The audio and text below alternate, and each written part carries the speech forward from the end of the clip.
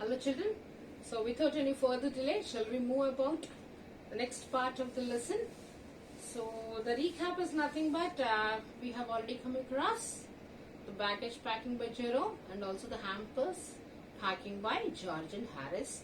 What are all the messy things they did with tomatoes and strawberry jar, right children? And also the butter.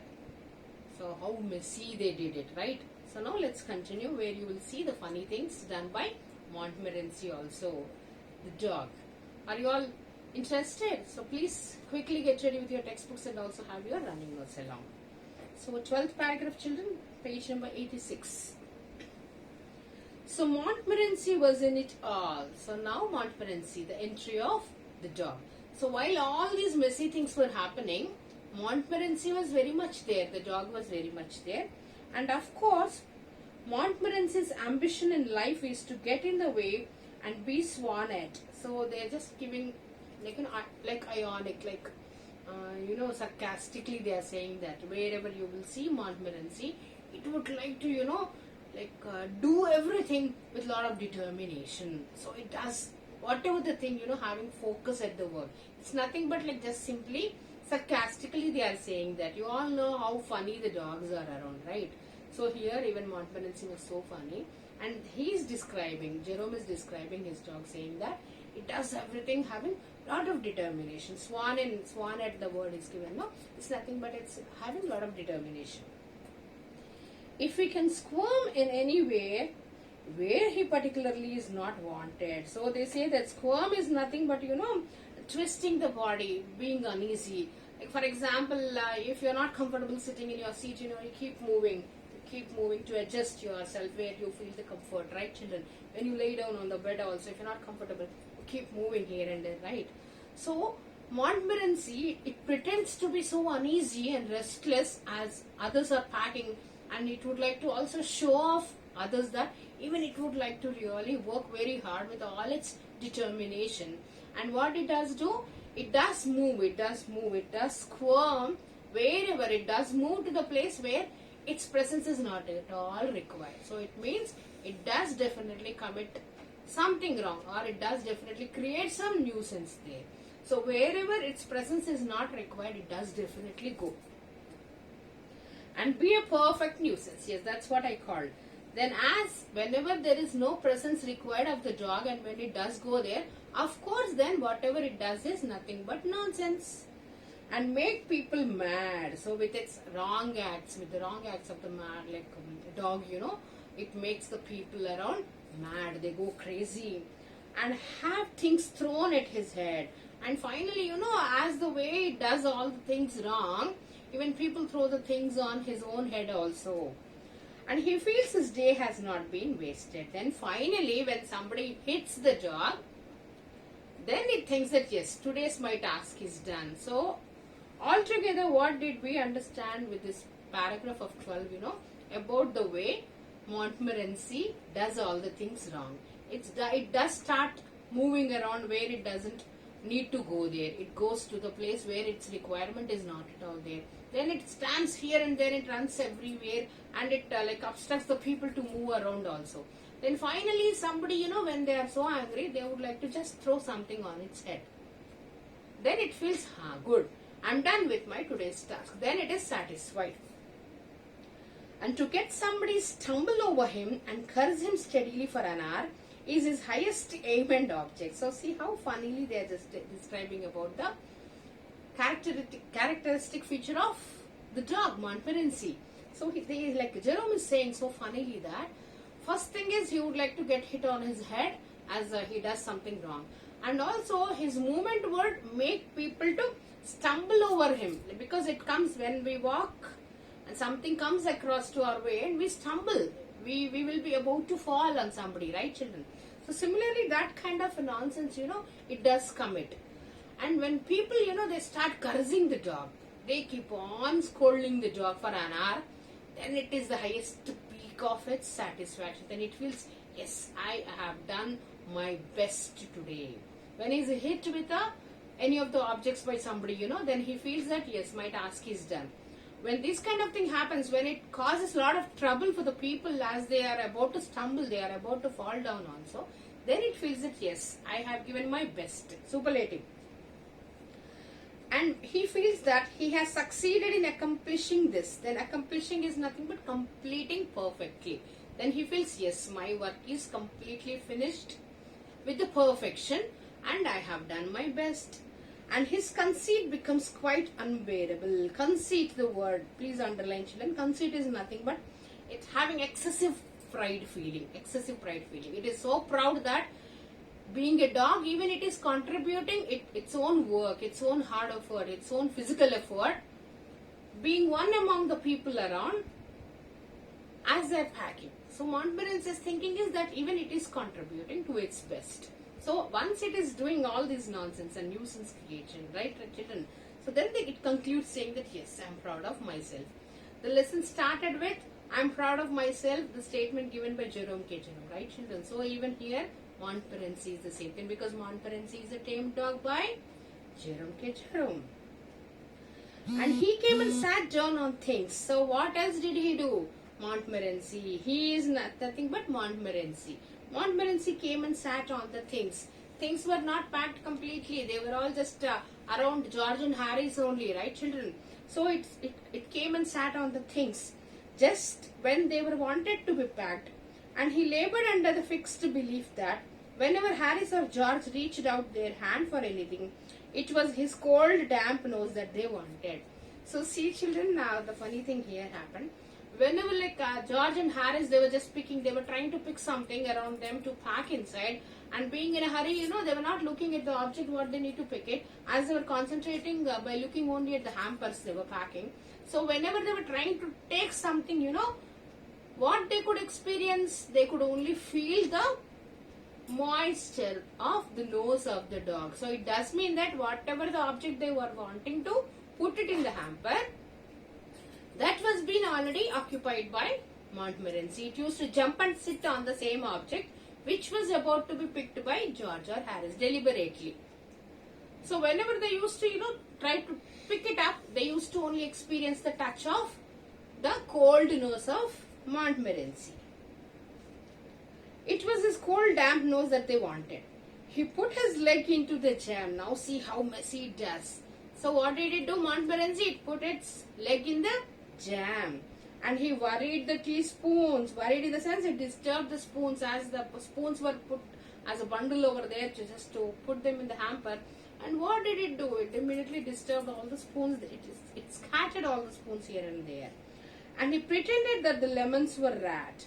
They were even about to pack some lemons. They were just planned to carry some lemons along. And what did Montmorency feel? As soon as it looked at the lemons, it thought they are rats. So as soon as it felt, Montmorency felt that they were the rats, what did it do?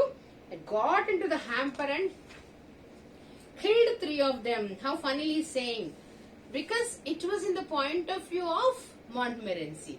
So what did Montmorency take the lemons as? It took the lemons as what? The rats. So what did it do? It immediately jumped into the hamper and it killed, in the sense it smashed some of the lemons. There are 3 lemons. Harris could land him with the frying pan before. So before Harris could realize that it was something nonsense going to be done by Montmorency, by the time he could reach, fly and hit it with a frying pan, by the time it damaged how many lemons, children? 3. It might have squeezed them, right, children? So it might have become the whole hamper might have become so dirty, like with a lot of having jam here and there and even lemon juice here and there. Just try to visualize how messy the scene is. Harris said, I encouraged him. I did not encourage him. So as it was a pet dog of Jerome, so Harris, by looking at all these things, Harris commented. Harris said that, Jerome, it's you. You have encouraged him to do all these things. So Jerome is saying that, no, I did not do that. A dog like that does not want any encouragement. So my Montmorency is self-trained. It's like by birth, it has got all these features. So I need not really train my Montmorency. It is like that. It's so natural. Original sin that is born in him that makes him do things like that. So original sin. So it has got that ability to create all this nuisance. So it is, by birth it got it. So it's not that I have trained it, and it is a sin which is born in him, and he would do like the same. The packing was done at last by 12:50. So just it was about to be 1 o'clock after the midnight. Then they could finish the whole of packing. So-called packing is done after all these messy things. And Harris sat on the big hamper. So where did Harris sit, children? He sat on the big hamper and said the hope nothing would be found broken. So then he said that after sitting on that, he said that I believe that nothing is broken inside. Because already they have mentioned the things what are all the things that they were packing, right, children? They were all the plates and cups also. But even then, knowingly to close that, maybe what did he do? He sat on that and he said that I'm hoping that nothing would be broken. George said that if anything was broken, it was broken, which reflection seemed to comfort him. Then he said that, come on, yeah, now it's already 12:50, it is 10 minutes to 1 o'clock, and if it is broken also, let's not bother about it. Because now in the next day in the morning, immediately they need to start for the sailing. So now it's not time to discuss all these things and let them go to bed. This is what he said. He also said he was ready for the bed. Yes, that's what I said. So they were ready to go to bed. We were all ready for bed. Harris was to sleep with us that night. So as they were all starting from the same place, so Harris also had to join to sleep with them. And we went upstairs. So Harris was to sleep with us that night and we went upstairs. We tossed for beds. In the sense, they were just making the choice of the beds to be chosen. There are like around the 2 beds over there. So which one is to be used by whom? They were just having the discussion. And Harris had to sleep with me. So Harris and Jerome were sleeping together. Then do you prefer the inside or the outside? So he was asking, maybe like one is inside a little and one is outside. So he was asking, which one do you prefer? So this question was asked by Harris to Jerome. And Jerome, so funnily he responds, he says that, I said I generally prefer to sleep inside a bed. Inside a bed. Usually children, we never say inside a bed. So then immediately Harris commented, no, it is sounding to be so odd. So immediately what did Harris say?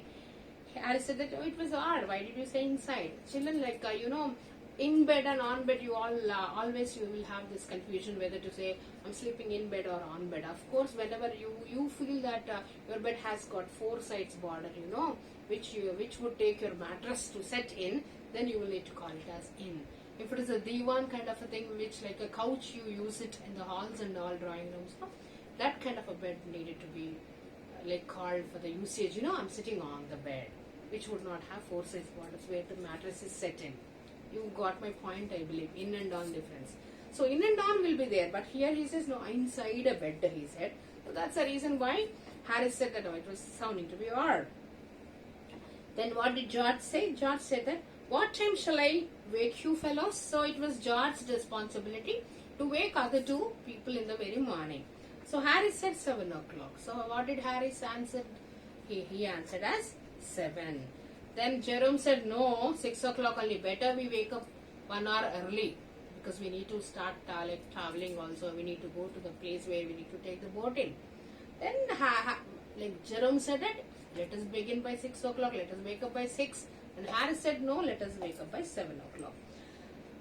Then Harris and I had a bit of a row over it, but at last split the difference. So, bit over in this and nothing, but there was a like polite argument went on. Because Jerome was saying that he had to write some letters. So, as I have a reason to wake up 1 hour early, as I need to write some letters.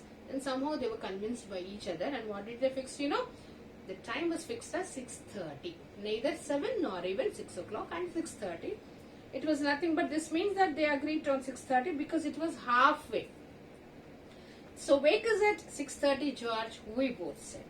George made no answer. So there was no response from George because as soon as George asked those 2, Harris and Jerome, you all remember that what time shall I wake up?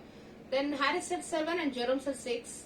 And then they had an argument, right, children? They were just discussing, is it 7 or 6 or not? By the time, we will need to assume that George might have already been asleep. He had been asleep for some time. So we placed the bed where he could tumble into it, getting out in the morning and went to bed ourselves. Then what did they do? The next morning, if at all George does not wake them up by 6:30, it would again be a problem. Then what did they do? They placed one of the tub over there, like a bath tub.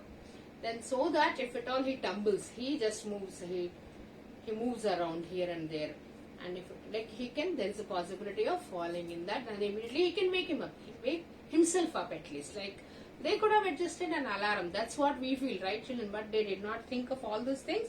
They wanted George to tumble into it and getting out in the morning.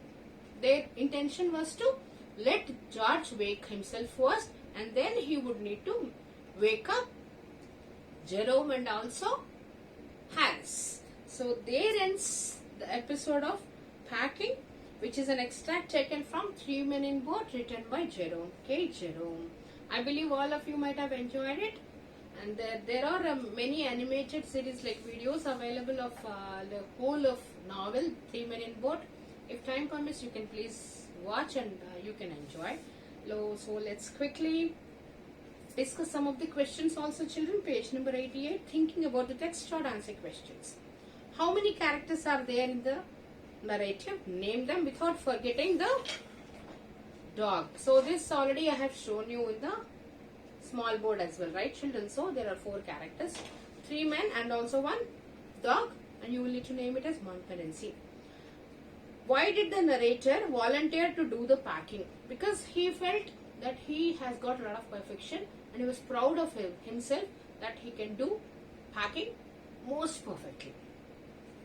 Then how did George and Harris react to this? How did they react? As they knew about the nature of Jerome, so they did not argue and they felt fine, let Jerome carry on. Did Jerome like their reaction? Did Jerome like their reaction? No, Jerome did not like their reaction. What was Jerome's real intention when he offered to pack? When Jerome, he said that he would like to pack, he was wanting George and Harris to help him out as assistants, where they would commit some errors and he would be given a chance to correct them as being the boss. What did Harris say after the bag was shut and strapped? Why do you think he waited till then to ask? Yes. Harris, why did he wait until the whole of packing is done to remind him that his boots were not packed in? Because only to let Jerome be irritated. Of course, yes. I'm giving you all very short sentences, children, but it doesn't mean that you will put forward the same thing. I'm just giving you a clue. Take this as only clue. Expand them into minimum of 4 to 5 lines. What horrible idea occurred to Jerome a little later? Forgetting his toothbrush. He might haven't packed his toothbrush. That was the idea.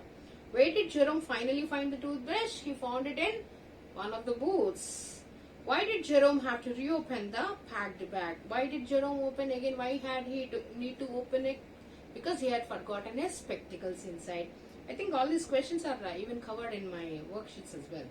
What did George and Harris offer to pack and why? What were they ready to pack, children? They were all ready to pack what?